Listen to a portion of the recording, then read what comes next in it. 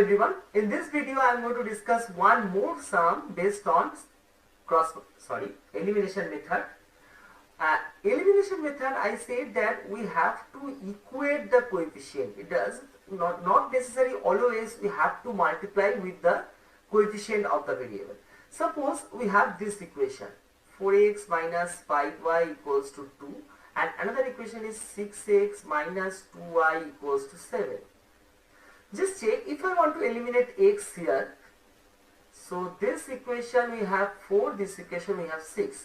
So what I can do, I can multiply this equation by 4 and I can multiply this equation by 6. But instead of doing that, what I will do, just check 4 and 6, we have the nearest common multiple as 12, 4 and 6. So instead of multiplying this as 6 and this as 4, can I multiply the first equation by 3 and second equation by 2? So it will become 12 and this will also become 12. My aim is we have to make sure two equations, one variable's coefficient has to be equal so that we can subtract or we can add, right? So if I multiply the first equation by 3, it will be 12x minus 15y equals to 6 and this will be 12x minus 4y equals to 14. Is it fine? Now if I will subtract, so if I subtract, I will get minus 11y is equals to minus 8, hence y is equals to 8 divided by 11. From the second equation, if I put the value 6x minus 2y is equals to 7. So 6x equals to 7 plus 16 by 11. So 11 LCM 77 plus 16. So 6x equals to 93 divided by 11. If I simplify with 3, if I simplify with 3, this will be 2, this will be 31. So value of x will be 31 divided by 22. As I said, each and every time, please just check. I had used the second equation, right? So first equation, from first equation can we write 4 into the value of x, 31 divided by 22, minus 5 into y. So if I simplify by 2, it will be 2 and this will be 11.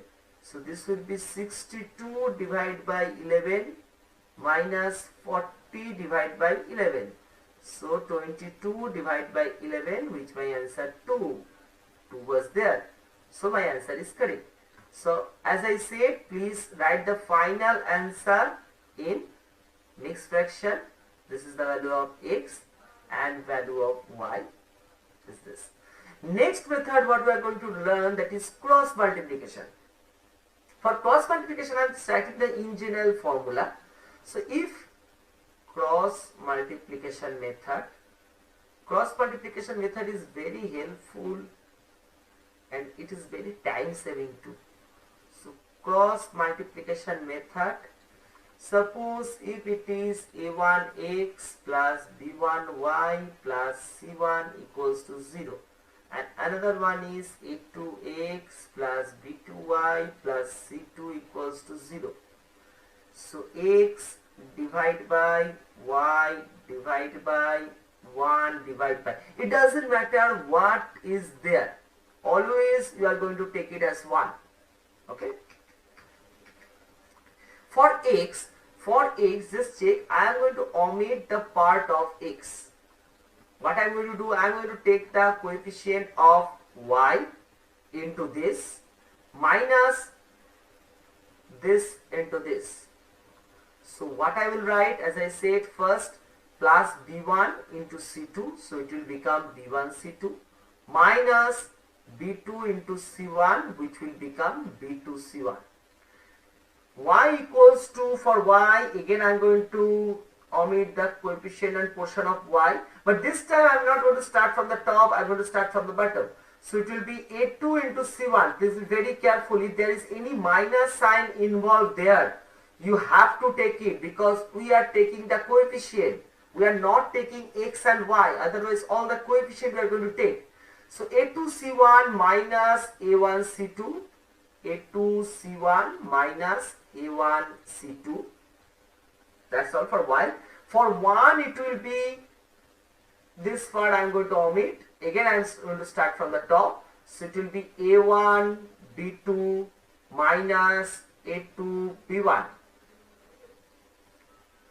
Is it fine? I hope all of you understood this part. Also, you can write it in this format, the coefficient B1, B2, C1, C2 and A1, A2. So first I am writing the coefficient of y, then I am writing the constant term, and then I am writing the coefficient of x. Now check what I am doing. For y, it is B1 C2 minus, sorry, for x it will be B1 C2 minus B2 C1, this one. For y, it is A2 C1 minus A1 C2, A2 C1 minus A1 C2, right? And again for 1, if I write this part, B1 B2 once again, so clearly from this table A1 B2 minus A2 B1, you are getting all the values. So if you just write the coefficient in this format, you can directly get all these values. Is it fine? So I am going to solve one sum by cross multiplication method. Suppose the sum I am going to take 2x plus 5y equals to 7 and 3x plus 7y is equals to 10. Just check what I had taken. I had taken all the terms in one side. In this representation, all the terms were in one side.